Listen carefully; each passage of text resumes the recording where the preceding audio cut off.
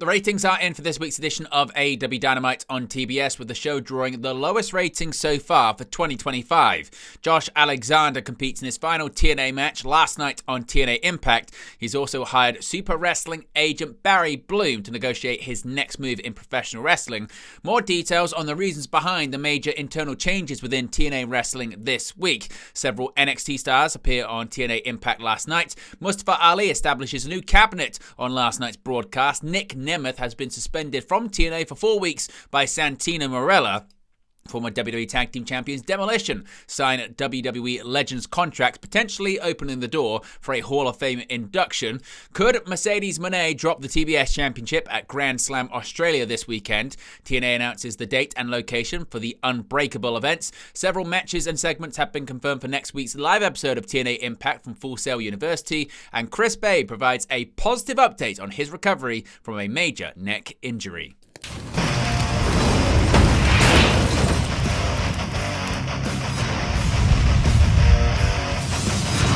Hey guys, welcome back to Wrest News 365. Hope everyone is doing very well. As always, there are plenty of news stories to get into in the world of professional wrestling. Let's begin with the ratings for this week's episode of AEW Dynamite on TBS, and it's not great numbers for All Elite Wrestling. Wednesday night's pre-taped edition of AEW Dynamite averaged 579,000 viewers on TBS, which is down 4.3% from last week. It's the lowest audience total for the show since Christmas night this past December. Dynamite drew a 0.16 rating in the 18 to 49 demo. That's down 5.9% from last week and ties the lowest rating the show has done in that category since November 27th. Neither the 18 to 49 rating nor the overall viewership includes viewers streaming the show on Max. The show went head-to-head with the usual NBA and college basketball competition, as well as the opening game of the Four Nations Face-Off hockey tournament that aired on TNT. As compared to the same week in 2024, Dynamite's overall viewership was down 28.6%, while its 18 to 49 rating was down 46.7%. The latter number is Dynamite's worst decline for an episode where both years aired in the regular time slot since June 19th, 2024. Now, Josh Alexander, he's on his way out of TNA Wrestling. He competed in his last match inside of a TNA ring last night on Impact. Josh Alexander competed in what's being billed as his final TNA Wrestling match on the February 13th episode of TNA Impact. Alexander lost to Eric Young in the main event. Now, the finish of the match saw Northern Amory, that being Judas Icarus and Travis Williams, get involved, tossing a mask to Young. Young hit Alexander with the mask and then connected with a pile driver to secure the victory. Now, Alexander's contract is reportedly set to expire with TNA Wrestling very shortly. He's been with TNA Wrestling since 2019. He's a former two-time TNA World Champion, a two-time TNA World Tag Team Champion, and TNA X Division Champion. He is set to become a free agent tomorrow on February 15th. Now, as far as his next move in professional wrestling, well, he's hired the right man to negotiate his next deal. After what feels like an even longer wait than expected, Josh Alexander is finally set to hit free agency. The former TNA World Heavyweight Champion's last match with the promotion aired last night, after which he will officially enter the open market, where he's expected to court major interest, and he will do so with some new representation backing him up. PW Insider is reporting that Alexander has enlisted agent Barry Bloom to represent him in his upcoming contract negotiations. Bloom is famous in wrestling circles for representing several notable wrestling clients, including AEW stars Chris Jericho, Kenny Omega, the Young Bucks, and Will Ospreay, and WWE Hall of Famers Bill Goldberg, Jesse Ventura, Kevin Nash, and Scott Hall.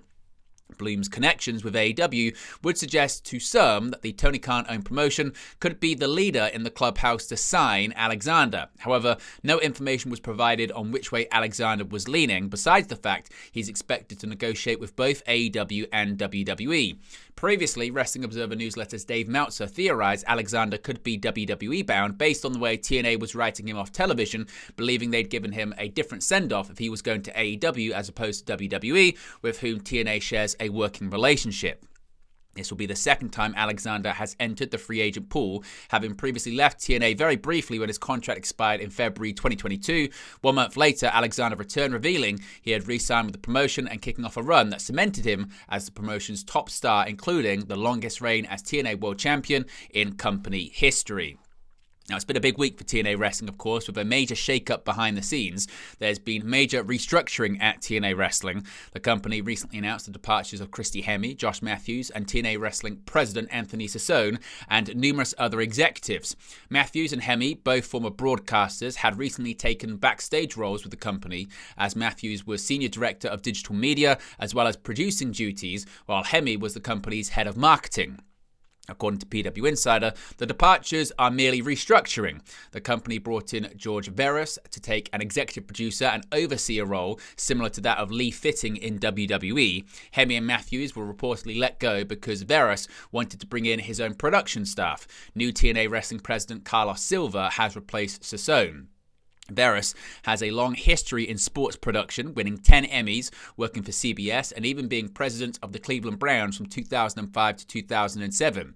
He is also president of Veras Communications, an Ohio-based company that specializes in telecommunications, as well as information and data services. Christy Hemme has been with TNA Wrestling on and off since 2006, initially used as a wrestler and a manager. She eventually became an interviewer and general announcer until taking the head of marketing position in 2021. Similarly, Matthews joined TNA in 2014 as a broadcaster, eventually settling into the backstage producer role. The news comes as TNA begins a multi-year partnership with WWE, which has seen cross-promotion between the once competitors. TNA World Champion Joe Henry even wrestled in this year's men's Royal Rumble match, as well as NXT stars showing up in TNA. Speaking of which, we saw more representation from WWE NXT last night on TNA Impact. Cora Jade and Wesley continue to appear on TNA programming as part of WWE NXT's working relationship with TNA Wrestling. On the February 13th episode of TNA Impact, Cora Jade defeated Xia Brookside, earning her second victory for the week after defeating Bayley on the February 11th episode of WWE NXT. She continues to angle for a TNA Knockouts World Championship match with current champion Masa Slamovich. Also, Wesley, Tyson DuPont, and Tariq Igwe got into a physical altercation with Ace Austin, Zachary Wentz, and Trey Miguel. While Austin and the Rascals initially had the upper hand in the confrontation, the segment ended with the NXT stars standing over their fallen rivals. Up next for Cora Jade, she looks to capture the NXT Women's Championship at WWE NXT Vengeance Day. Now, Mustafa Ali, he's been doing some restructuring of his own. A great leader needs a great support system. Mustafa Ali recently returned to TNA Wrestling. Now that he's back, he has larger aspirations for his career, namely becoming the brand new TNA World Heavyweight Champion. As such, he's trying to establish a brand new cabinet. He planted the seeds of this plan on the February 6th episode of TNA Impact by giving words of encouragement to Tasha Steelz, John Schuyler, and Jason Hotch. Now they are officially his cabinet. On February 13th, Ali revealed that the good hands are now the great hands, plus Tasha Steelz is now his personal press secretary. Ali made this announcement during a town hall meeting with a less than enthusiastic few members of the TNA roster in attendance. Tommy Dreamer confronted Ali after declaring him the rightful top contender for the TNA World Championship. However, when Ali pushed back and asked if Dreamer thought that he was the next champion, Dreamer said it was not his fight anymore and pointed to Mike Santana as the next flag bearer for TNA. With that, Steelz abruptly cut the town hall meeting short, saving Ali from further confrontation. Now, Nick Nemeth, he's seemingly not going to be on TNA Wrestling television for the next 4 weeks. Nick Nemeth got suspended from TNA programming following an errant superkick to Santino Marella.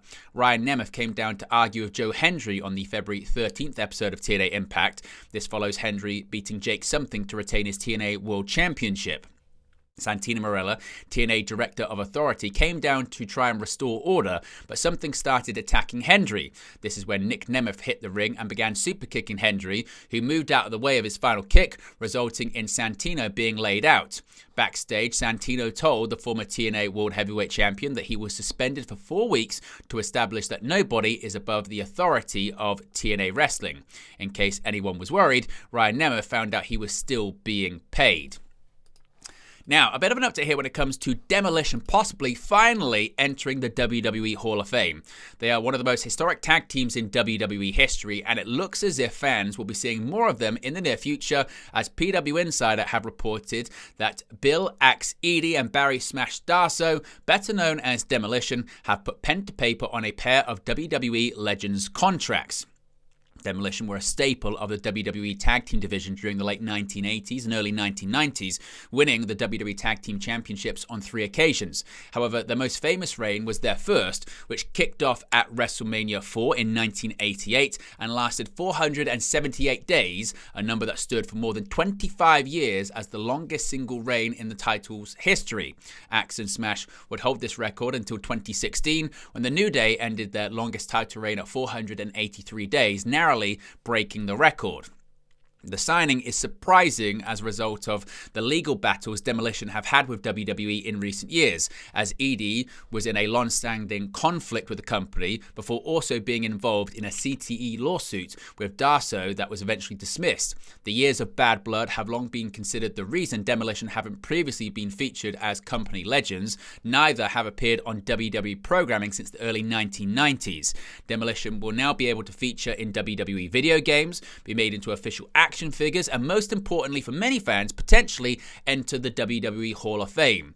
The class of 2025 has not yet been confirmed, with Triple H being the sole inductee at the time recording, but fans have long called for Demolition to be inducted, and the timing of the signing could suggest they could enter as soon as this year. Now, Mercedes Mone, she will defend the AEW TBS Championship this coming weekend in Australia. This coming Saturday, Mercedes Mone will defend her AEW TBS Championship against Harley Cameron at AEW Grand Slam Australia. Over the past several weeks, Cameron has become one of the company's most widely praised stars, with fans delighting in her musical segments and ventriloquism during her feud with Mone. However, Grand Slam will also mark Cameron's first title shot of any kind in AEW, with the event being held from her home country. Dave Meltzer believes it's time to have Mone drop the belt.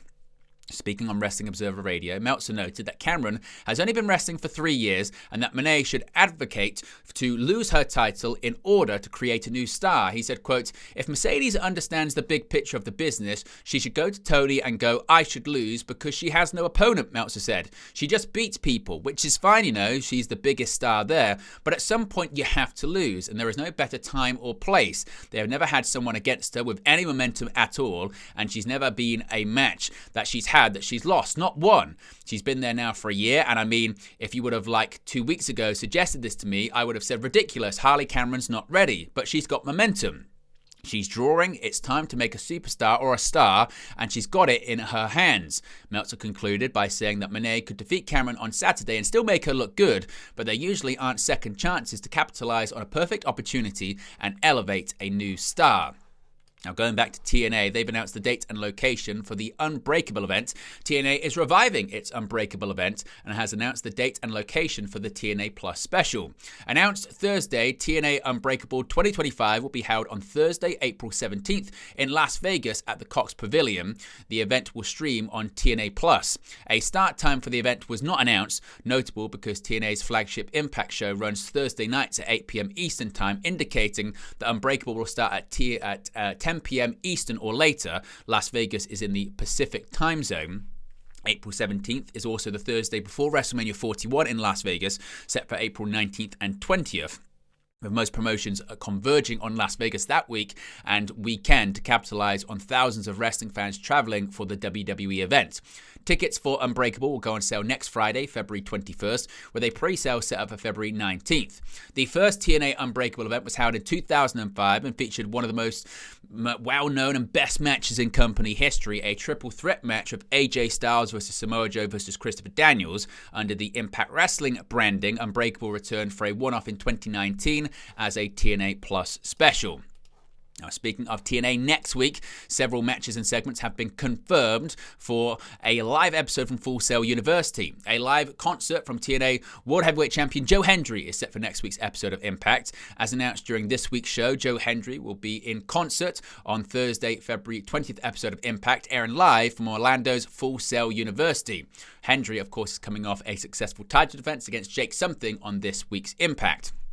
Also announced for next week, WWE NXT's presence will continue to be felt on TNA programming as Tyson DuPont and Tariq will tag against the Rascals, pairing of Zachary Wentz and Trey Miguel. The bout was set up on this week's episode, as I mentioned, which we saw Wesley lead an attack on the Rascals. A grudge match will also take place on next week's Impact, with JDC facing Leon Slater in a no disqualification battle.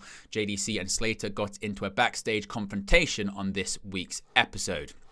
And finally, some really positive news when it comes to the injury recovery of TNA wrestling star Chris Bay. Chris Bay has shared an update on how he's doing. Bay suffered a neck injury in October while competing at a TNA Impact taping and underwent surgery. On February 13th, his 29th birthday, Bay shared a video of himself walking and gave an update on how he's been doing since the injury. He said, quote, "Today I turned 29. Blessed to see it. On October 27, 2024, suffered a life-altering injury in Detroit at a TNA event while sharing the ring with my partner Ace Austin and some of my idols, the Hardys. This would be the scariest moment of my life as I tried to get up to my feet and finish the match only to realize I couldn't move. I was laid out paralyzed in the middle of the ring. I was ashamed for not being able to finish the match. I was embarrassed and I was scared. Thanks to our incredible ringside doctor and team at TNA, I was rushed to a nearby hospital and quickly underwent a surgery fusing my neck C6-C7 and a spinal cord fusion C6-T1. If it weren't for TNA and their quick reaction to the accident, I may not be here today. They've been so helpful throughout this entire journey. When I woke up the next day, I was overwhelmed with the amount of love around me and the amount of love from the wrestling community. I was devastated with the idea that my lifelong dream and 8-year wrestling career was over. I sat there paralyzed from the neck down with no promises of ever walking again. Specifically, I was told it wouldn't be likely with a 10 to 25% chance.